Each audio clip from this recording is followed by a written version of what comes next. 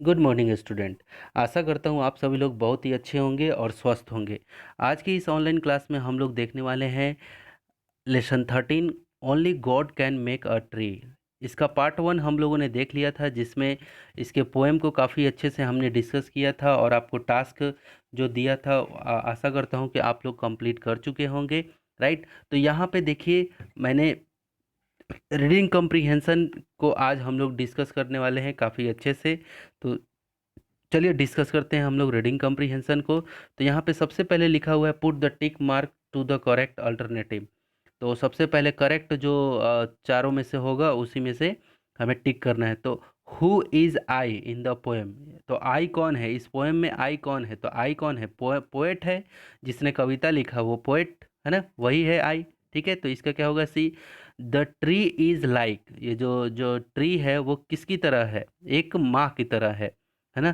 The tree is like a mother, the tree is fade by, ये जो tree है वो किसके द्वारा वो किया जा रहा है ना।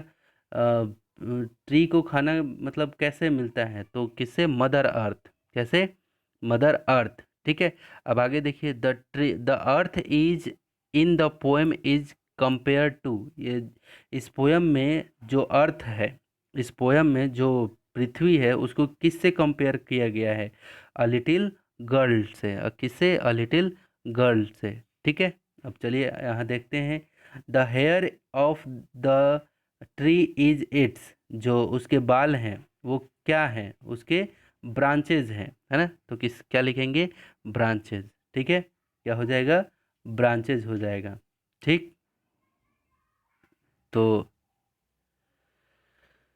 ये हो गया आपका करेक्ट आंसर, है ना। Tick the correct answer. ठीक, अब चलिए हम लोग चलते हैं आगे।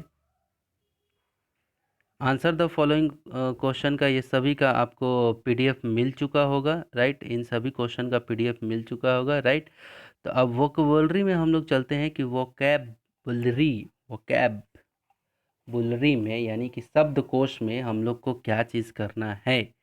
तो जिस तरह से इसमें देखिए लिखा हुआ है, find out the रेमिंग pair of the words. ठीक है, तो रेमिंग वाले जो वर्ड हैं उसको हमें क्या करना है? पेयर, पेयर बनाना है। तो डे, डे डे किसके साथ पेयर बनेगा?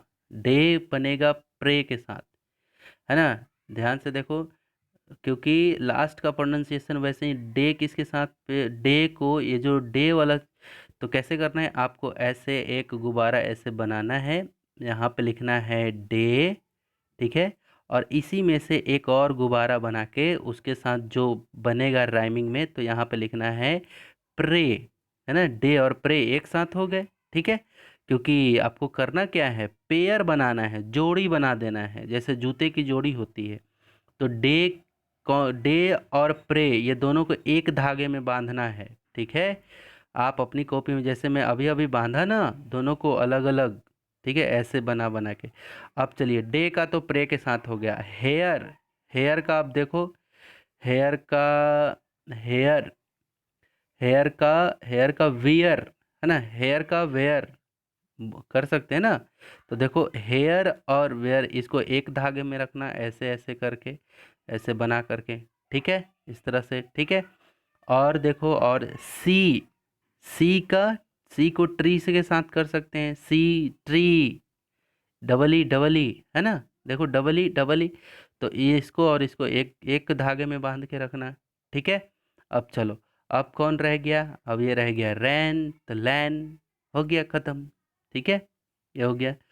तो अब चलिए, अब हम लोग देखते हैं यहाँ बी में। बी में क्या करना है? लिखा हुआ है कि लेबल द पार्ट। क्या लिखा हुआ है?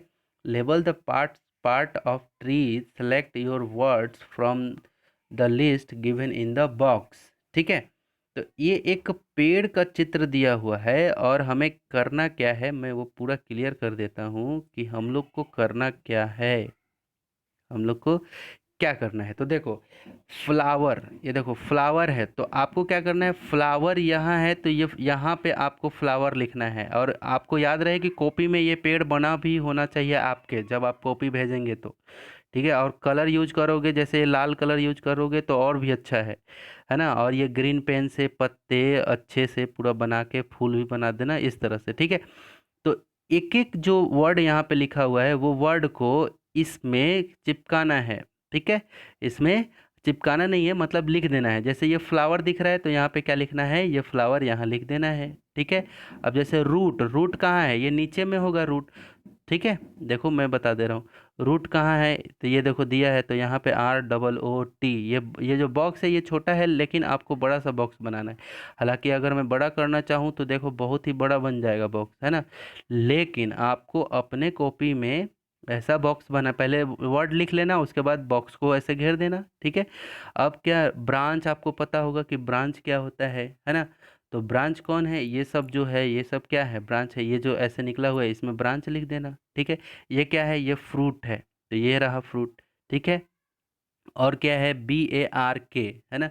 BARK मतलब क्या होता है, बार्क मतलब होता है छाल।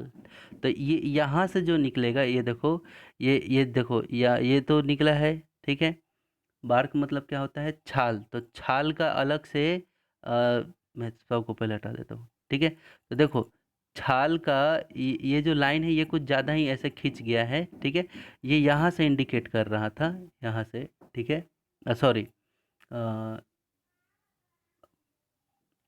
एक लीफ भी है, तो लीफ को तो आप यहाँ पे लिख लेंगे। फ्लावर हो गया, रूट हो गया, ब्रांच हो गया, ठीक है, फ्रूट हो गया।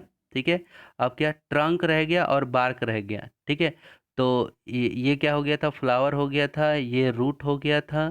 ठीक है, और ये क्या हो गया था, ये फ्रूट हो गया था। ठीक है, और क्या रह गया था,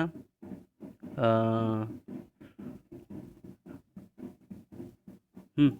और भी जगह आप देख लेना जहाँ पे आपको लगेगा, तो मैं बता दे रहा हूँ। ट्रंक मतलब होता है आपका तना। ट्रंक मतलब क्या होता है, तना।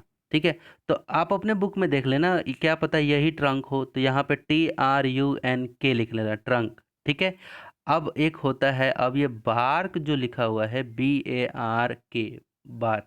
ठीक है, तो इसको आप क्या करना, इसको शायद आप अपने बुक में देखना, शायद यहाँ से ऐसे दिया हो, है ना, बना हो। क्योंकि ये जो पेड़ का छाल निकलता है ना जी, ये जो ऐसे ऐसे छाल लगा रहता है उसी को बार्क बोलते हैं। ठीक है, तो आशा करता हूँ आपको ये राइटिंग स्किल पे हम लोग नहीं जाएंगे राइटिंग पे, क्योंकि मैं यहीं तक आपको कवर करवा रहा हूँ।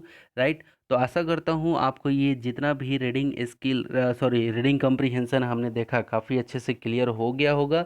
राइट, तो आपको करना कुछ नहीं है, आपको पूरी तरह से कॉपी अच्छे से कंप्लीट करते हुए, है ना, और फिर हमें भेजना है, ताकि आपका मार्क्स अगर 25 है तो उसमें +5 और जुड़ जाए, ताकि ये 30 हो जाए।